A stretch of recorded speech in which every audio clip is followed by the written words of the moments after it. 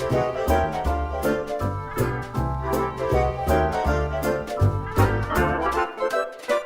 you know every now and then you get excited about something? Well, this is one of those times. I haven't taken them out yet. I've just had a little look.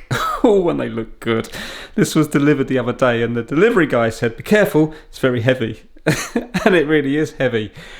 I don't know anything about these, but they're top ends. You ready?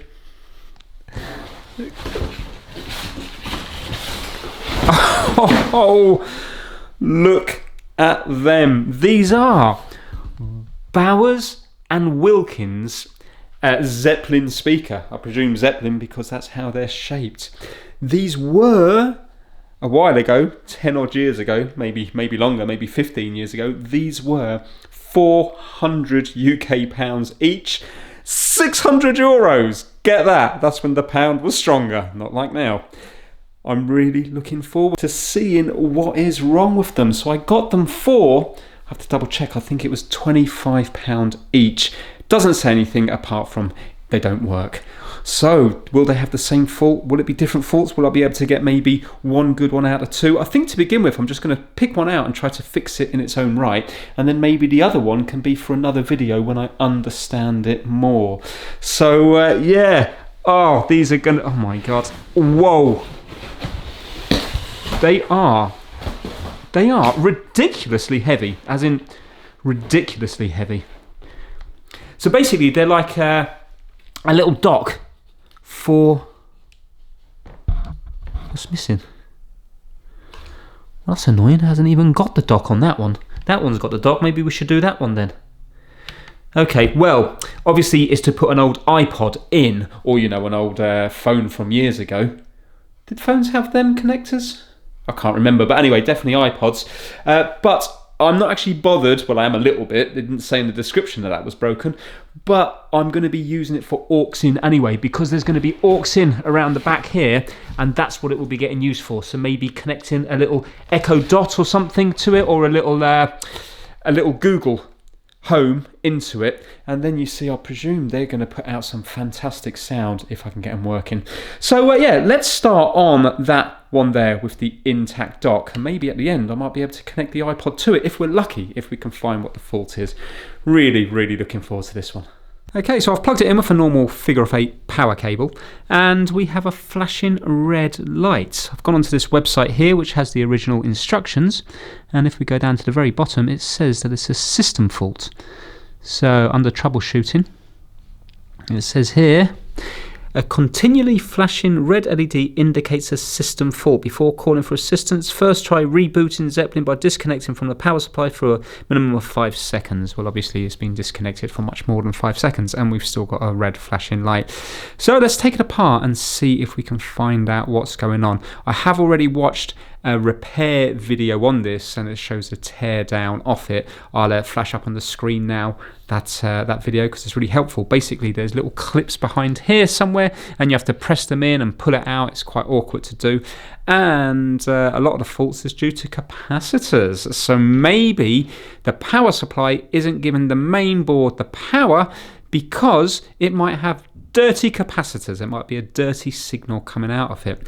I'm really hoping I managed to get this working. Funnily enough, I mean, I think it looks just amazing. It looks like something out of Mork and Mindy. Who remembers that? And yeah, I love it. But yet my wife and daughter both came in and was like, please say that's not going up. That looks disgusting. Well, I think it looks amazing. How can that look horrible? What? I don't know. I think it looks fantastic. I really do. Right, let's get it over to the blue mat, take it apart and see if we can work out what's going on. Right, the size of this thing. I wonder, before I take these off, let's take this off here because this is going to be a weak spot, isn't it? So we have to take this off here. This is just like stuck on. There we go. And we have 4 screws here. Now, if it is capacitors, then kind of makes sense, doesn't it? I'm going to take a guess that I don't think they'll all need replacing. I'm wondering if it's going to be like the Xbox S that I did, and also the Xbox, the original Xbox that I did. I'm wondering if it's the output capacitors not giving a clean signal out of the power supply into the next board along. So yeah, place your bets down in the comments below. This is a Torx 20. Now I suppose given the age it probably would need to have all the capacitors replaced, but personally I find that really boring. Like on the Game Gear, I could never buy another Game Gear just to change all the capacitors. I'm sure on that Game Gear there's probably like 2 or 3 capacitors that have failed, and it just gets fixed because people change them all. But yeah, changing capacitors is one of the most boring things, even if it does fix it. Right, hold on, whoa, hold on now. Hold on now. Right, so we've got a ribbon cable here going into, be careful because these cloths break as well. Let me rest it on my shoulder. Right, there's a little ribbon cable just here. So let me peel this off here.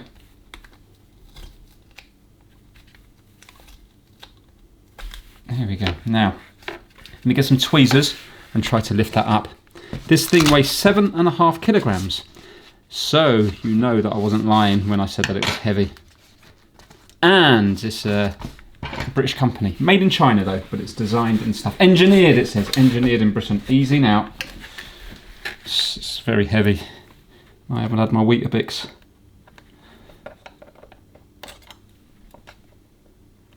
There we go. We're free. Excellent. Right, so on the other one, that's what I would need to replace. Remember, I might have to sacrifice that one to fix this one. But this thing's not on the other one, so I suppose you have to probably buy this thing in its whole thing. This here is like on a spring, so it will fit different models of iPod and iPhone as well. So yeah, that is apparently the same as the iPhone connector. It's amazing how you forget when the years go by. I've forgotten all about those 30-pin connectors or whatever they're called. Right, okay, we are empty there. So now we have to take off these big cloth grills. Now there's already damage to the cloth, you can see here and up here. This is just to make it look nice. Underneath here there's going to be, I presume, a plastic grill, and then you've got all the speakers under here. Apparently it's got one big subwoofer in the middle, then I think it's got mid-range for the right, mid-range for the left, and then tweeters on the very edge.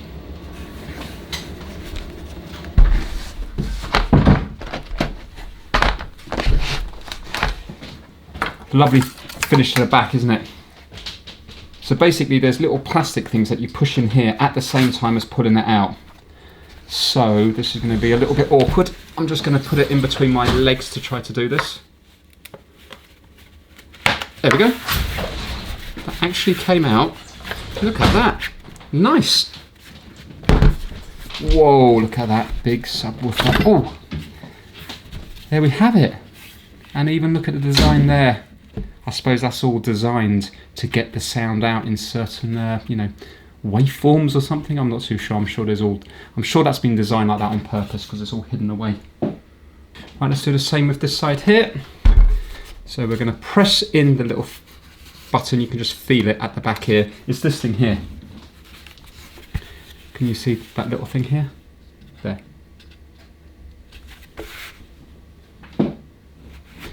So press it in.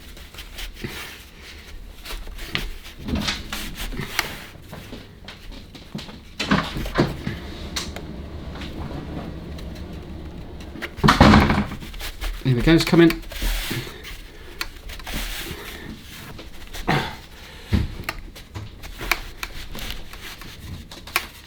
There we go. Excellent. Right, so this here is the LED side. No, that's the LED side, isn't it? So this must be for the remote control. I haven't got the remote control, but it comes with like a little egg-shaped remote control. Right, we've just got a load of screws in here. Let's undo them. Okay, while I'm taking these screws out, we'll give a shout out to the My Mate Vince Massive. And the members this month are kipdigital.com, Kip Hakes, Max Rokotansky, Having Fun Repairs, Will Michaelis, Chris Seal, Felipe at MrKeys.com, DJVG, Ellis Garbett, Pixie, Robert from Timsy's Auto Air, Daniel Watson, Zeke C, and Anthony Dean. Massive thank you to each and every one of you.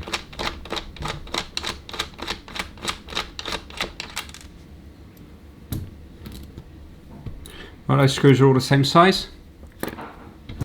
Obviously, I didn't say it, I'm unplugged from the mains, so there's no power going into this. But I still have to be careful because there might be charged up capacitors on the inside. Hence the reason why it says caution, risk of electric shock, do not open. Right, I see a couple more screws just on the ends here.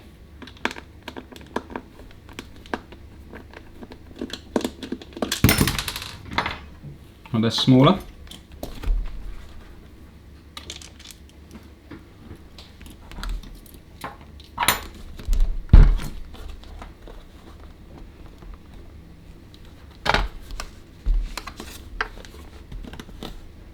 Whoa! Oh, wow! Oh, wow! Look at all this. Is that going to come out here? Or should I pull that along here? Let's pull that along here. Nice. Okay. Right, now, it's so big. Look at the size of these speakers. Wow. Metal? Woohoo! Look at that. So here are little pipes, and even the pipes, can you see there's gauze on the inside here? I'm supposed to stop, I don't know, spiders, insects going in? I'm not too sure. It's nice, isn't it? Oh, we got a date here. 09. So 26th of August 2009. There we go. We know how old it is. So these are grounding wires. What's this thing down here? Oh, that's for the dock connector. Okay. So now, this is the power supply board here. You can see this nice big thick cable going from here, from the inlet at the back here. This is the inlet, and it goes across on the brown and oh, that's just popped out. Brown and blue wires. Okay, so we know power's getting in. I don't need to measure here because we've got the red LED on. I reckon it's these. Do you see these capacitors here? The output. But in fact, look at that one there. That one's bulged. It might be just that one capacitor. Right, let's. I don't think we need to worry about anything here. Let me just quickly show you around. So this is going to be the clever board here, and this also connects to the ports at the back. So what you can do is you can put on your a video, you know, on your iPod or your iPhone. You can put on a video, and then you can dock it in here. Apparently this will charge your iPod depending on the age of it. I think the early ones were Firewire, so it won't charge them, but if it's USB spec, then it will charge them. And then if you put video on your iPod, it will then play through this onto your TV if you were to connect it up via S-Video or composite here. You've also got an aux in, which is analog and digital, so I would just be using it as an analog on a 3.5mm jack. But years ago I did used to sell Toslink, but not the square Toslink ones. I also sold ones on the 3.5mm jack that went in there. Funny enough, I never used to sell them. I bought like a job lot of 100 of them for next to nothing, and I think in my whole time over all the years I only ever sold a couple of them. But now I know that it would work in something like this if you wanted to put a digital signal into it. Right, I think I am going to undo. Should I just concentrate on undoing this, or should I try to... I suppose we can just take this out, can't we? We've got some weird coils down here. Looks like sort of coils of copper. Would they be massive inductors? M Henry or whatever, micro Henry, or... I'm not sure. They look like massive inductors.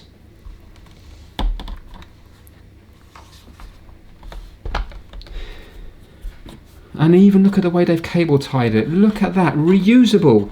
How nice is that? Oh, come on. Now that is a nice way of cable tying. So we need to, that's the ground here connected to this thing here. So let's just take out this SPAY terminal. There we go. Right, so that goes there. Can this be put in the wrong way round, this connector? No, because we have a tab here. There we go. Right, so that's the connector there. It's got a little lip on it this side. So now if we undo the screws, I'm thinking we can take this, I'll be careful because there's a metal thing here that's just jammed in to my little dock connector, this ribbon cable. Right, let's get this power supply out and then we won't break anything else. So it looks like there's 4 screws in the corner,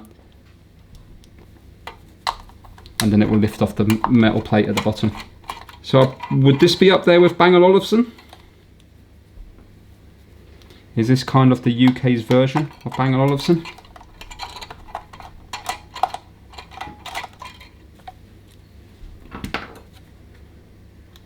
Here we go. Excellent, we're free. What's this fella down here? B&W Bowers and Wilkins. What's that about?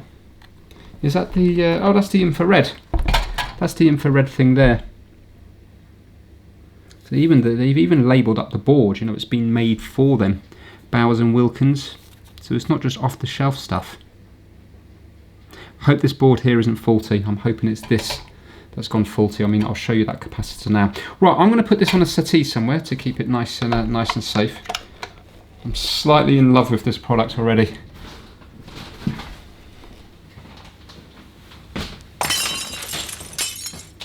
Okay, let's zoom in on this. Now, we don't need to worry about the fuse because, again, we have power going into it. Before we do anything, in case there's voltage stored, I really need to get to those these big capacitors.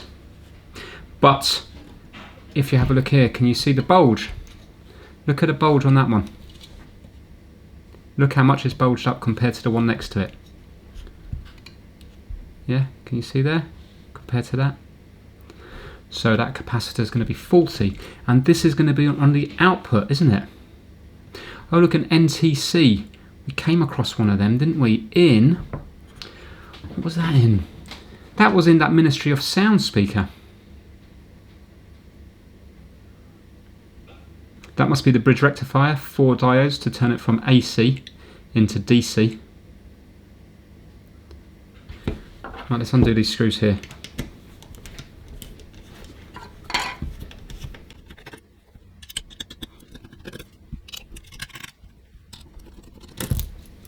Looks like there's another fuse here.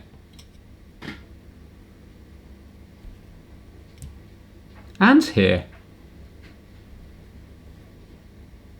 Yeah, T2A. Why have we got so many fuses? And the fuse is connected to the NTC.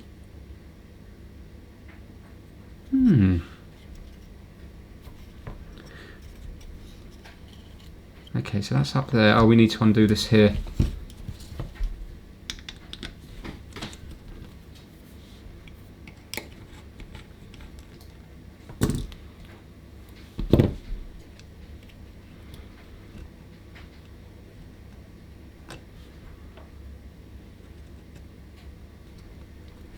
Going to come off? Yes, it is. Right, okay. So we've got more components down here, but it all looks okay. I just don't think it's providing a clean signal for the next circuit board. So I think we are going to, let's take out, we got there, that's an inductor. Let's take out these 4 caps because I think these are all going to be the output ones. And actually before that, let's measure, in case I get a shock, let's measure these 2 caps here. So we've got these 2 points and these 2 points. Going to DC voltage. No. And no. So this is safe to work on. Okay, I am going to get my desolder thing on, and I'm going to take a few pictures of them. So this is 2200 microfarad 16 volt. This one here is 1000 microfarad 35 volt, and then we got another two down there. That is 35 volt to 220 microfarad, and I can't see the one behind it. So I'm just going to take some photos of them so I know where to put them back. I'll do that first, and if it's not that, then I can fault find it further.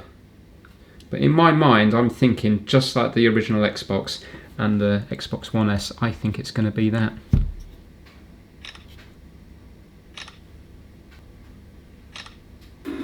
Right, while that's heating up, you know, if you were good with a needle and thread, I wonder, could you push those bits together?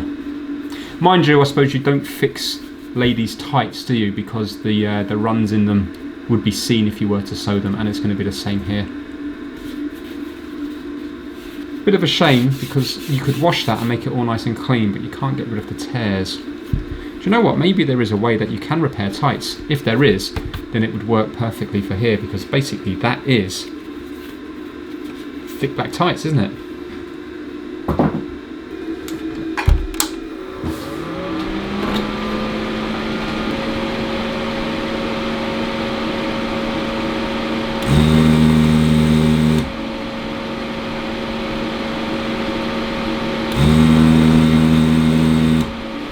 Right, and luckily it's labelled up here so you can see we've got a little positive there for the positive side of the cap.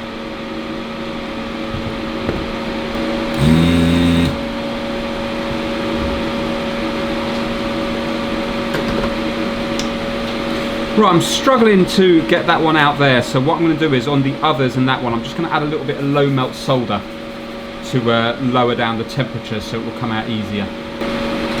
Just going to get some flux.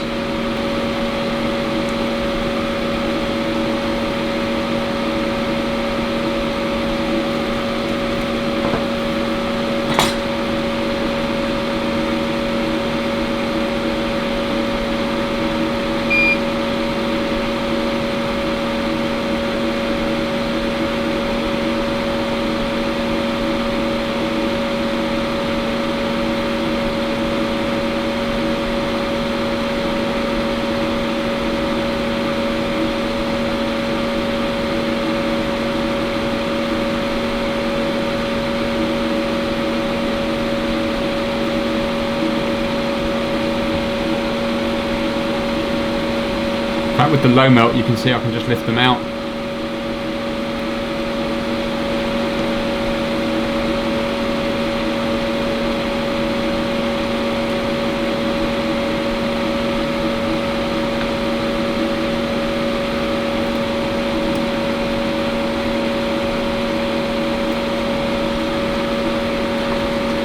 I just want to see if these two are the same or if they're different.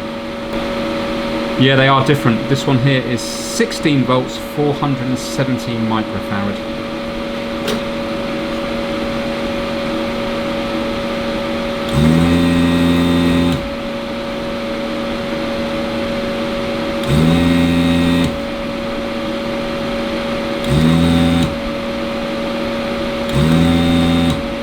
Just clean it up with a little bit of isopropyl alcohol, 99.9%.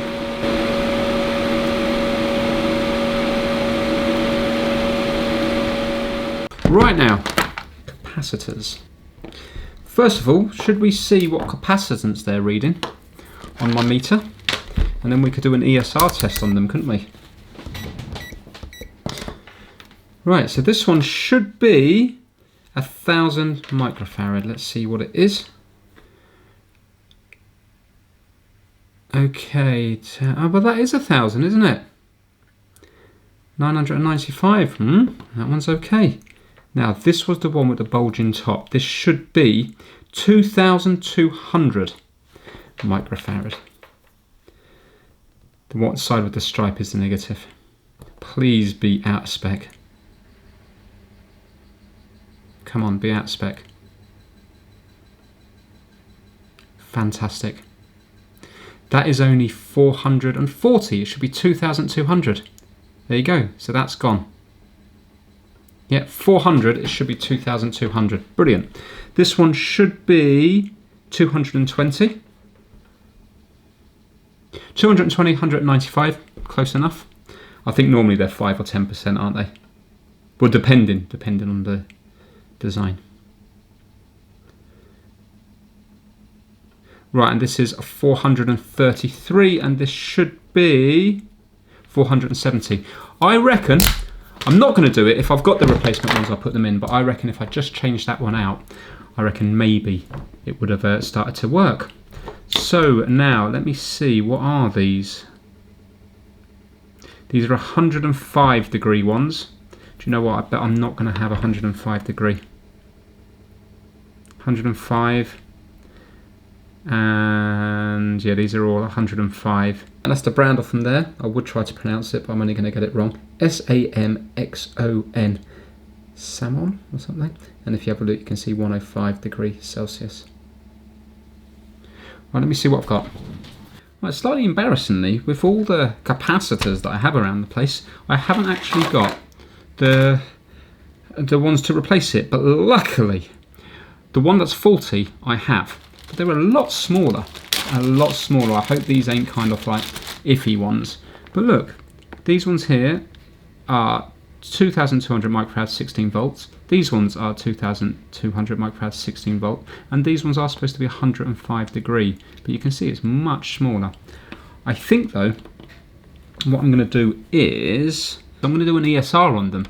What would be quite nice for the purpose of the video, rather than just changing everything, is just to change this one out and see if it starts working. If it does, then we know that the whole thing failed just from that one capacitor. I know it would be good to change them all, but for the video it would be nice just to do that one. Let's do an ESR test on these and see what they're coming up as.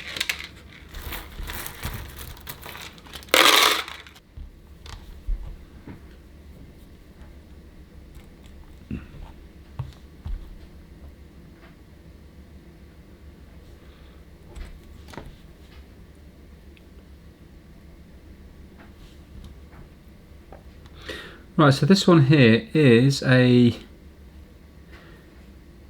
220 microfarad at 30 volts, at 35 volts, 220 at 35, 0.17 should be the worst case scenario. There you go, and it's 0.03, so 0.17 would be the worst case. Yeah, so that's well within spec, and it's within capacitance as well. Right, this one here is 16 volts, 470 microfarads, so 16 volts, so this should be worst case 0.18. There you go. I'm just checking my leads are actually okay. Yeah, so again, 0.18, it's only 0.02, so there's nothing wrong with that one. This one is 1000 microfarad at 35 volts, so this should be worst case 0.07.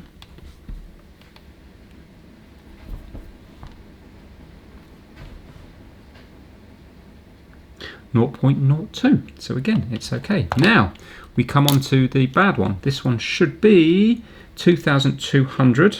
Oh, what's annoying, it's not here.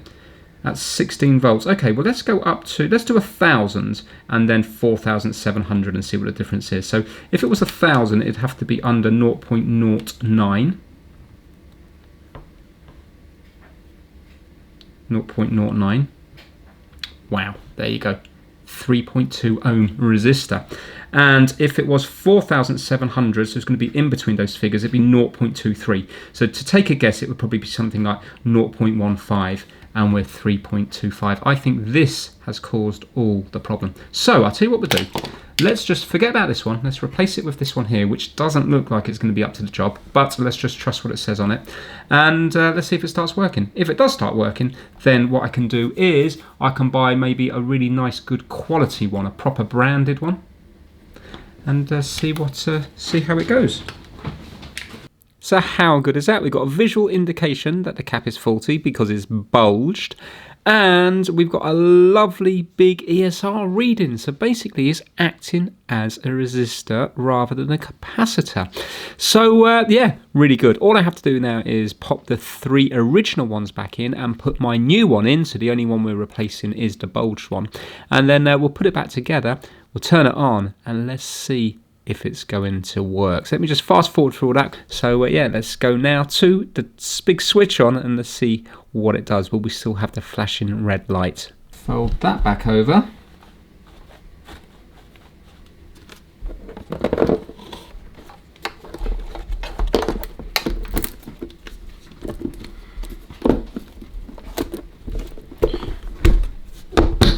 Right, that will do, I think, for testing. So what we want to see is this light here. When we press this, oh no, I need to connect this up, don't I? Hold on. 1 second. No, it's the iPod connector. No, this is connected. This is connected already, isn't it? I think. Right, let's plug it in and see what it does. Do you know what? I'm going to be a little bit disappointed if it doesn't work. I've kind of convinced myself it's going to work.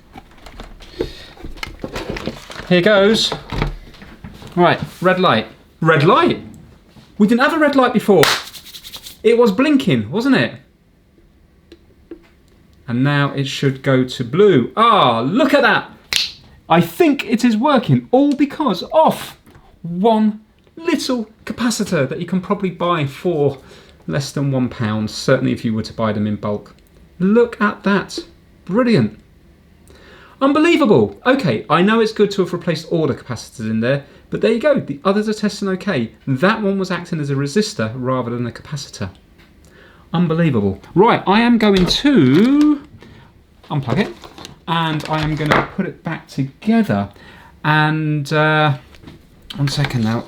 So I've got that there. I'm going to put it back together and give it a nice good clean. You can see there's quite a bit of dust here. So yeah, let me just fast forward through that. You can listen to a bit of music. I'm hoping it's going to work when we put some music into it.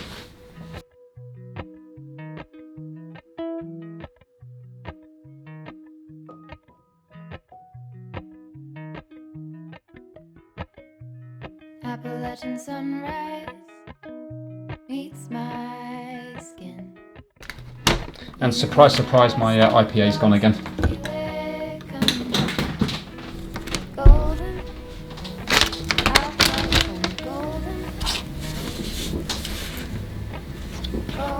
Don't think I've ever made it through a video without spilling it.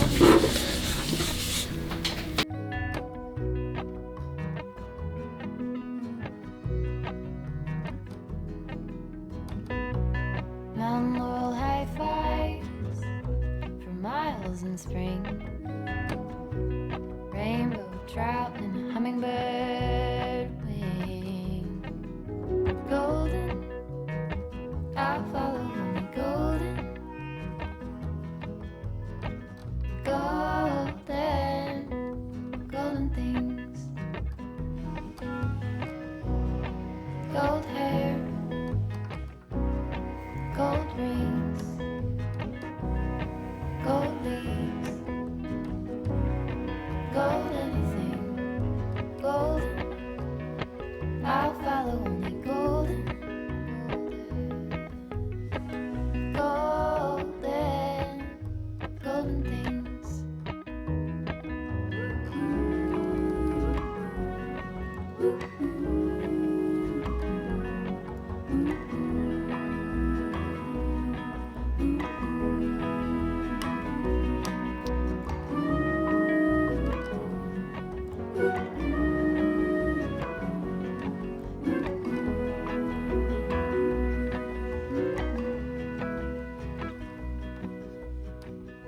Walk up the river by my sun. Feet step over splinters of the moon.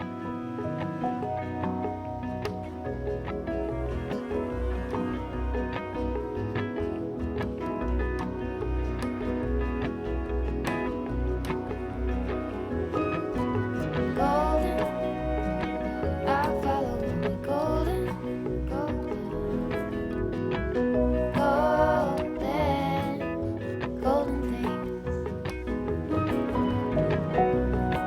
Gold birds, gold, I've just spilled my IPA again. gold birds, gold anything, gold. Well, there must be a technique to this that I don't know.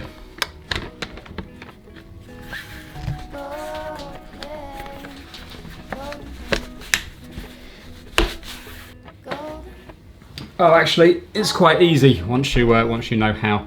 It's just kind of hard to show you. So basically, what you need to do is we have a little line here and a little line here, and you can see it gets bigger and bigger.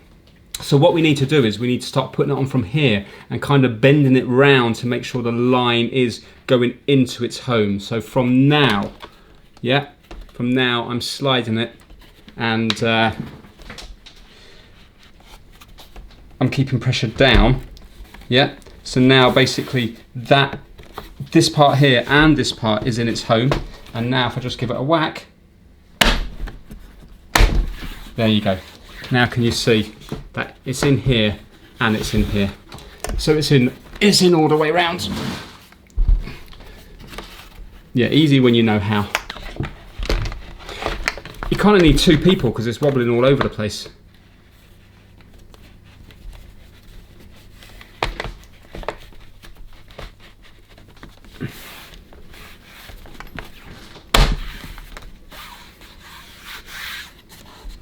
There we go, that's in.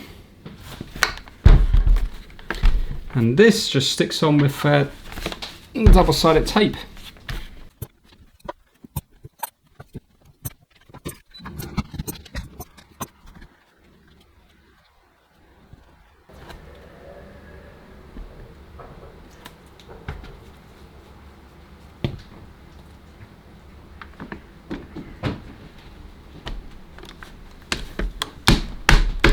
Okay, so that's on there now. I'm going to give it the final clean up. I'm going to test it with a little iPod from years ago, and then maybe connect my phone up and try to play a bit of royalty-free music. My, oh my, oh my. As far as I can see, it's all working. It did say in the instructions that it won't be fully compatible with all iPods, and on this one, when you plug it in, it says accessory not supported, but yet it still works fine, but you can't adjust the volume on here. So normally with this, you can adjust the volume here. Well, this doesn't make any difference. It's here that the volume is. I'm going to have to connect to my phone to play you some royalty-free music, but, oh my, my, my, my. Now, I've been listening to it for around about 45 minutes. In my opinion, I don't know if it has the same range as, for example, the Bang & Olufsen little portable speaker. That just seemed to, I don't know, you just seem to be able to hear every note. But this has got some serious volume to it. The bass is thumping. And I mean, it's very, very good. I'm just being a little bit critical comparing it to Bang & Olufsen, which is also a very expensive product. I really, really like it. And the design-wise of it, I think it just looks absolutely stunning. Look at that quality there.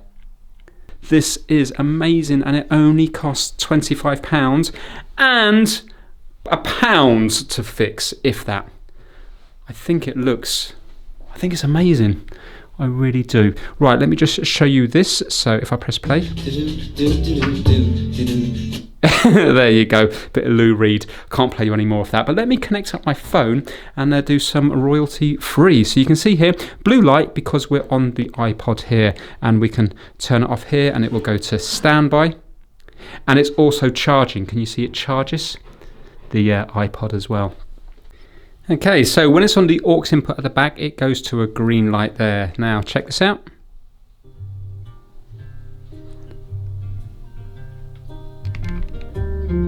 I went out. Watch this light here. The pine tree down. There you go, so that's max. Fell through the ground like Alice. Oh, what a sound. This must be a nest. I got a rocks and sticks against my chest. I'm Alice. Dear Queen of Hearts. I am so happy with that. I think it is worth every penny of £25, and I think because of the aux input, I think it's completely relevant now as well. You could even put a little Bluetooth input at the back there. I don't know how much sound quality you would lose. So I'm not sure what to do with the other one now. I mean, I could try to get this new front part here for it, but realistically, I'll probably end up paying £25 just for that. So do you know what would be tempting?